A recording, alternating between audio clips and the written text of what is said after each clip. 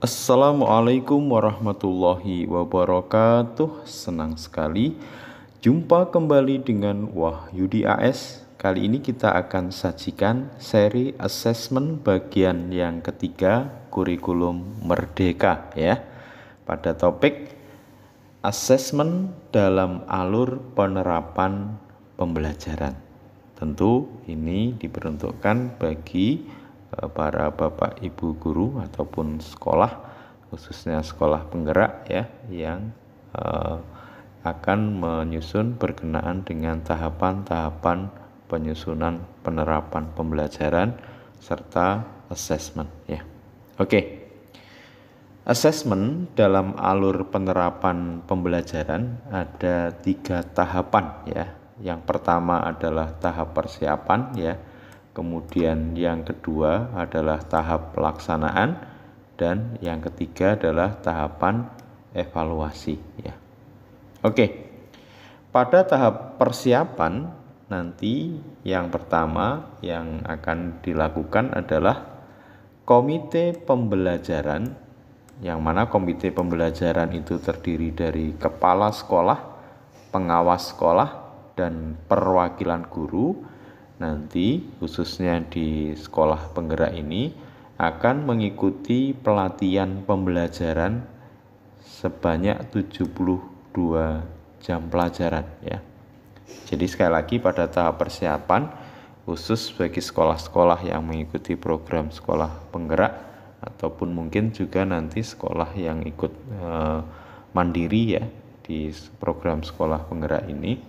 Pertama, membentuk komite pembelajaran ya, yang terdiri dari kepala sekolah, pengawas sekolah, dan perwakilan guru ya, akan mengikuti pelatihan pembelajaran. Tahap yang kedua, komite pembelajaran akan memfasilitasi in-house training bagi seluruh guru di sekolah. Jadi komite pembelajaran yang telah dibentuk tadi, yang kemudian mengikuti pelatihan pembelajaran, berikutnya akan memfasilitasi IHT atau in-house training bagi seluruh guru di sekolah ya. Tahap berikutnya, kepala sekolah nanti memfasilitasi pembentukan ataupun penyegaran komite sekolah ya. Jadi kalau belum terbentuk komite sekolahnya dibentuk ya. Kalau ada proses perubahan maka bisa dilakukan penyegaran ya. Langkah berikutnya di tahap persiapan, kepala sekolah memfasilitasi penyusunan kurikulum operasional di satuan pendidikan atau lebih dikenal dengan KOS ya. Jadi kurikulum operasional satuan pendidikan. Nah, ini nanti kepala sekolah yang memfasilitasi ya untuk bagaimana sekolah bisa menyusun kurikulum operasional satuan pendidikan. Kalau tahapan persiapan ini sudah dilalui ya, sudah dilewati, artinya semua guru sudah punya bekal, kurikulum operasional sekolah juga sudah disusun, komite sekolah juga sudah ya, maka masuk pada tahap pelaksanaan ya. Pada tahap pelaksanaan ini dalam penerapan pembelajaran perlu penetapan CP atau capaian pembelajaran dan alur pembelajaran. Jadi perlu ya kiranya di tahap awal itu penetapan CP atau capaian pembelajaran dan alur belajar ya. Tahap berikutnya assessment.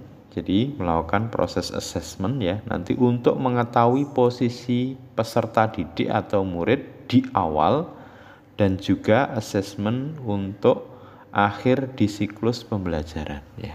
Jadi di tahapan assessment yang jelas ada 3 ya, assessment formatif, assessment sumatif, serta assessment diagnosis ya. Ini yang perlu nanti dirancang.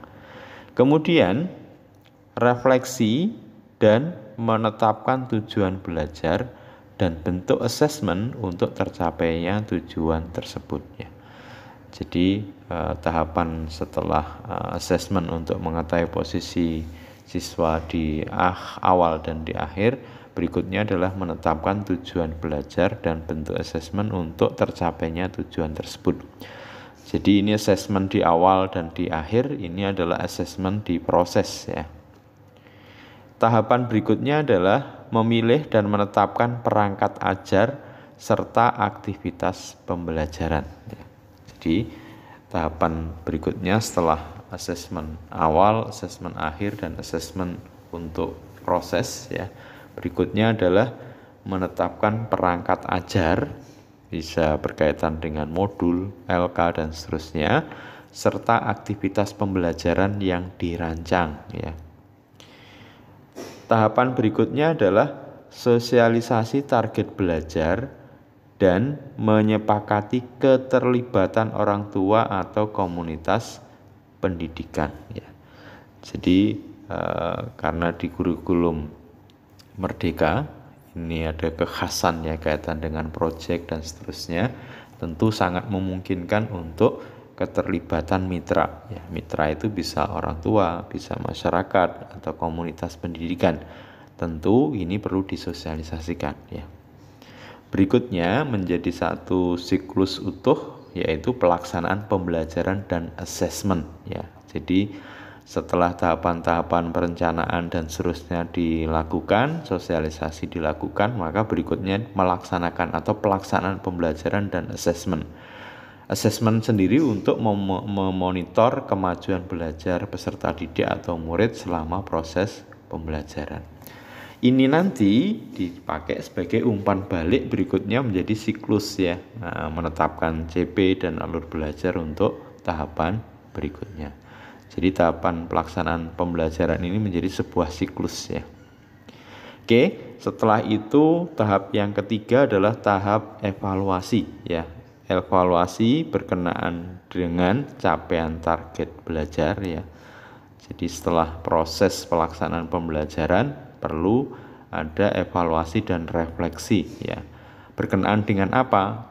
Berkenaan dengan seberapa capaian target belajar yang telah ditetapkan.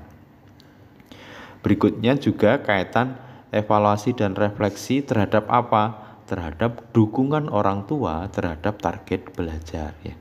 Artinya jika peserta didik target belajarnya barangkali mungkin ya masih belum memenuhi dan seterusnya, ini perlu dikomunikasikan dengan orang tua untuk bisa mendapat support atau dukungan. Evaluasi dan refleksi berikutnya adalah berkenaan dengan kinerja komite pembelajaran. Ingat bahwa komite pembelajaran tadi bertugas untuk ya memfasilitasi bagaimana seluruh guru di sekolah memahami kaitan asesmen dan alur penerapan pembelajaran. Nah, tentu ini menjadi bagian untuk juga bagian yang perlu dievaluasi dan dilakukan refleksi. Ini adalah kira-kira sequel dari asesmen dalam alur penerapan pembelajaran dalam 3 tahapan, tahap persiapan, pelaksanaan, dan evaluasi. Mudah-mudahan membantu. Selamat untuk Bapak Ibu Guru untuk bisa memahami kurikulum Merdeka, baik Bapak Ibu Guru yang masuk dalam program sekolah penggerak ataupun ikut secara mandiri di pelaksanaan program sekolah penggerak. Terima kasih. Assalamualaikum warahmatullahi wabarakatuh.